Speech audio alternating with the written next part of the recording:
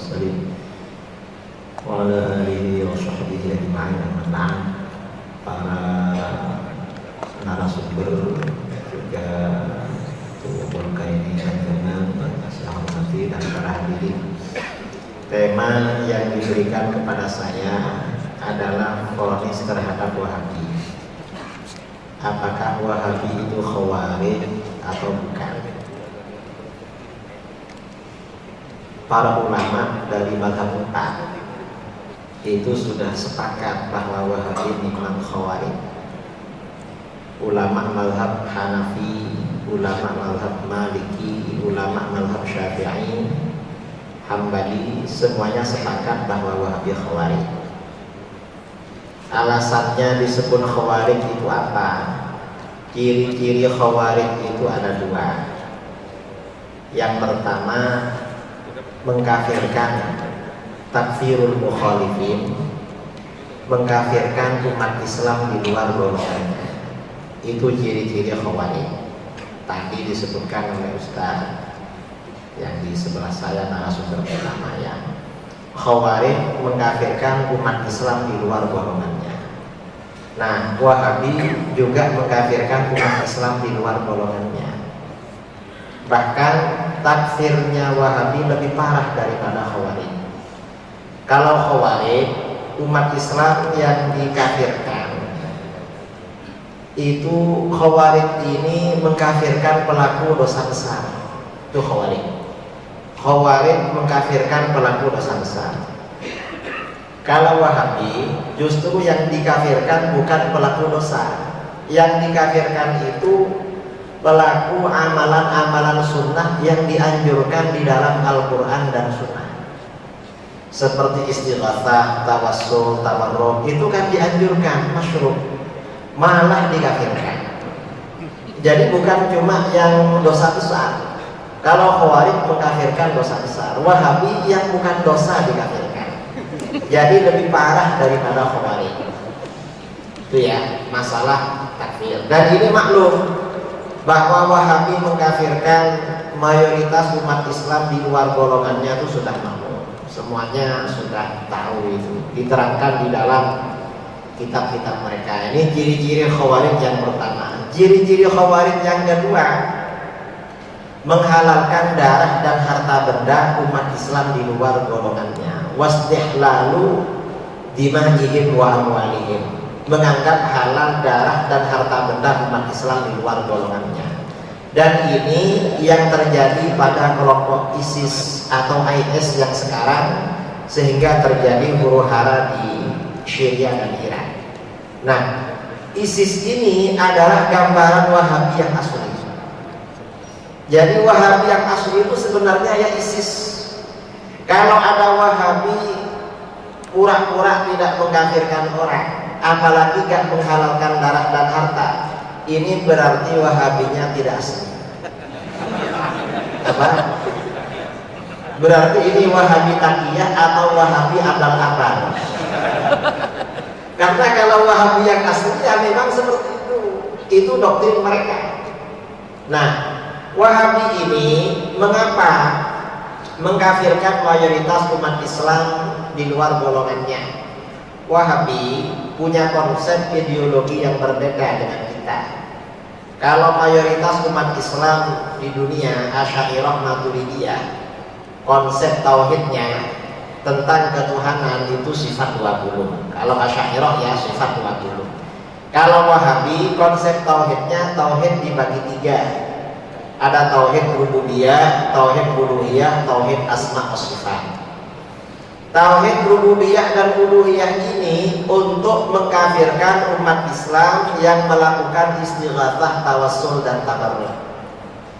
Jadi orang yang beristighatsah, bertawassul dan bertabarruk itu syirkan akbar.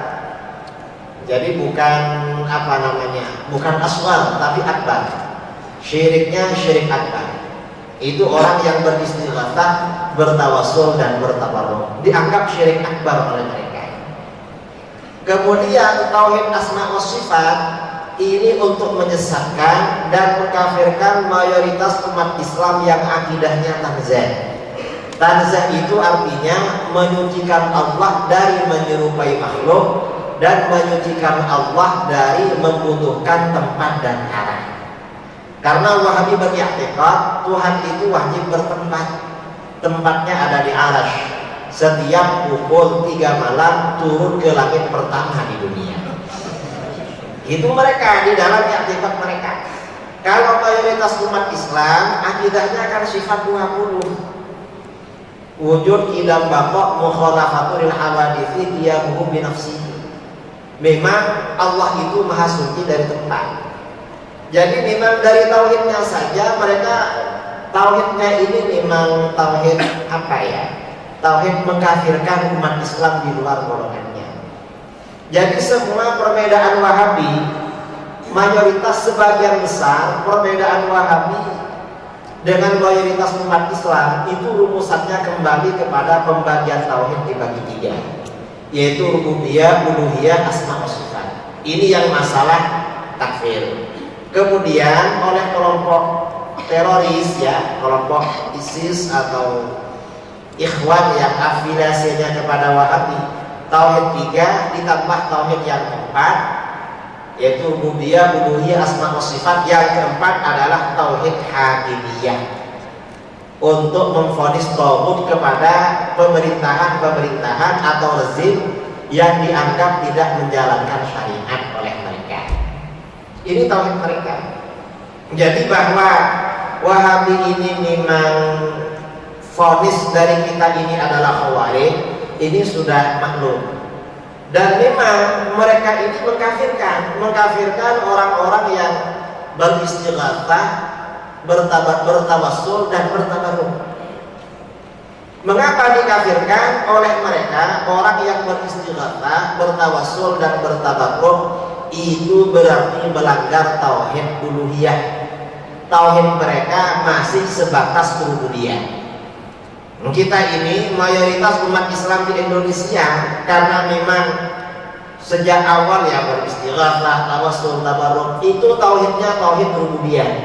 Dan oleh Wahabi tauhid rububiyah ini juga diyakini oleh Abu Jahal, oleh Abu Lahab dan orang-orang musyrik. Bahkan kata Wahabi semua manusia, orang kafir, orang musyrik, orang Yahudi, orang Nasrani, orang Hindu, orang Buddha, semua kata Wahabi bertauhid secara rububiyah. Mereka ini kafirnya secara uluhiyah saja. Ini kata Wahabi. Nah, sedangkan umat Islam yang beristighatsah, bertawassul, bertabarruk itu tauhidnya rububiyah saja. Uluhiyahnya tidak. Karena itu tauhidnya sama dengan mereka. Ini di dalam kitab-kitab mereka. Kita ini dianggap tidak bertauhid secara uluhiyah, karenanya dianggap kafir. Bahkan di dalam kitab-kitab Wahabi ini ada kitab terbaru ya, kitab kira-kira terbit 15 tahun yang lalu atau lebih lah, pokoknya kitab modern. Nama kitabnya berjudul Kaifa Nafhamut Tauhid, bagaimana kita memahami tauhid. Ustadz-ustadz Wahabi di Indonesia, kalau ada lembaga-lembaga pendidikan Wahabi di Indonesia, pasti mendistribusikan, membagi-bagikan kitab ini secara gratis. Karangan Ahmad bin Muhammad Bashmil. Dalam kitab ini, Kaifa Nafhamut Tauhid, di bagian tengah, kalau tidak keliru halaman 14, ada bab Tauhidu Abi Jahal wa Abi Lahab. Penjelasan tentang tauhidnya Abu Jahal dan Abu Lahab. Jadi mereka ini merasa perlu untuk mengangkat derajatnya Abu Jahal dan Abu Lahab sebagai orang yang bertauhid. Lalu di situ dikatakan ajibun wa gharib ayyakuna Abu Jahlin wa Abu Lahabin. Ajibun wa gharib ayyakuna Abu Jahal wa Abu Lahab aktsara tauhidan lillah wa akhlasa imanan bihi minal muslimin alladzina tawassaluna bil awliya wassalihin. Sungguh mengherankan dan sungguh aneh, ternyata Abu Jahal dan Abu Lahab lebih mantap tauhidnya kepada Allah dan lebih bersih imannya kepada kepada Allah daripada umat Islam yang bertawassul dengan para wali dan orang-orang soleh. Jadi dalam kacamata Wahabi, Abu Jahal, Abu Lahab derajatnya lebih tinggi daripada umat Islam. Karena tauhidnya lebih mantap dan imannya lebih bersih. Makanya ketika saya dialog dengan Wahabi, saya katakan, kamu tidak mengikuti tauhidnya Al-Quran dan Sunnah. Lalu ikut siapa? Kamu ikut tauhidnya Abu Jahal dan Abu Lahab. Mengapa? Karena pujianmu adalah, yang menjadi pujian kamu adalah Abu Jahal dan Abu Lahab, sehingga dianggap sebagai orang yang bertauhid. Tauhidnya lebih mantap, imannya lebih bersih. Sementara kami dianggap orang-orang musyrik, lebih syirik daripada Abu Jahal dan Abu Lahab. Syekh Muhammad bin Abdul Wahab An-Najdi, pendiri aliran Wahabi, di dalam kitab-kitabnya secara vulgar terang-terangan mengatakan bahwa an-syirka ahli zamanina, syiriknya orang-orang zaman sekarang, kata dia, asyaddu min syirkil awwalin minal musyrikin, lebih dahsyat, lebih parah daripada syiriknya orang-orang dulu dari kalangan orang-orang musyrik Quraisy, seperti Abu Jahal dan Abu Lahab. Ini memang terang-terangan. Jadi memang pola pikir mereka takfiri seperti itu, mengkafirkan. Nah, kita mayoritas umat Islam beristighatsah, bertawassul dan bertabarruk itu semata-mata mengajarkan Al-Quran dan hadis. Al-Quran dan hadis tentunya Al-Quran dan hadis seperti yang difahami, seperti yang dijabarkan ya, Al-Quran dijabarkan di dalam hadis-hadis Rasulullah SAW, lalu diterapkan, diaplikasikan, dipraktekkan oleh para sahabat dan dikokohkan oleh para ulama salaf dari berbagai mazhab dulu di kalangan mazhab Ahlus Sunnah wal Jamaah. Karena itu bagi kita istighatsah, tawassul, tabarruk sama sekali bukan syirik. Karena itu memang ajaran Al-Quran dan hadis. Di dalam Al-Quran dan hadis masalah istighatsah, tawassul, tabarruk itu dijelaskan. Salah satu ayatnya adalah di dalam Al-Quran, ya ayyuhalladzina amanu taqullaha wabtaghu ilaihil wasilah. Istighatsah, tawassul, tabarruk itu semuanya bagian daripada wasilah. Karena semuanya bagian daripada wasilah, maka ada masalah, berarti masuk di dalam perintah itu. Ini yang menjadi keyakinan mayoritas umat Islam tentang istighatsah, tawassul dan tabarruk. Jadi gara-gara tauhid rububiyah uluhiyah ini, orang-orang Wahabi mengkafirkan mayoritas umat Islam. Dan umat Islam yang pergi ke kuburan, orang pergi ke kuburan ini oleh Wahabi disyirik-syirikkan. Padahal dan mereka menvonis orang yang pergi ke kuburan itu sebagai penyembah kuburan. Ini terus terang mereka menganggap penyembah kuburan. Padahal mereka nggak pernah ziarah kubur. Orang-orang yang pergi ke kuburan para aulia itu biasanya baca tahlil. Biasanya baca surah Yasin ya, lalu baca tahlil. Setelah membaca itu berdoa kepada Allah. Dengan wasilah ahli kubur yang soleh itu sebenarnya gak ada yang minta. Misalnya pergi ke makam Syekh Kuala, wahai Tuan Guru Syekh Kuala, kabulkan hajat saya, gak ada begitu itu. Ketika ini disampaikan kepada Wahabi, lalu kata Wahabi, ada Wahabi yang bilang, ada kiai orang pergi ke makam wali berkata begitu. Saya heran, kamu kok tahu wong kamu gak pernah ziarah kubur. Yang sering ziarah kubur itu saya. Saya mau berangkat kemana, kadang mampir ke Sunan Ampel, kadang pulang dari mana mampir ke Makkah. Gak pernah dengar, kamu gak pernah ke sana malah dengar. Ini hebatnya kamu. Ini yang pertama lagi ya. Wahabi ini sering buat-buat alasan. Ini contoh lagi masalah ziarah kubur. Sebentar lagi hari raya. Biasanya umat Islam kalau hari raya selain anjang sana silaturahmi dengan keluarga, juga ziarah kuburan orang tua. Wahabi mengeluarkan fatwa haram ziarah kubur pada hari raya. Mengapa? Hari raya itu untuk bersenang-senang, bersukacita, bukan untuk bersedih-sedih. Loh, mana ada orang ziarah kubur pada hari raya bersedih? Kan gak ada yang bersedih. Wong mereka ziarah kubur bajunya baru-baru kok mau bersedih.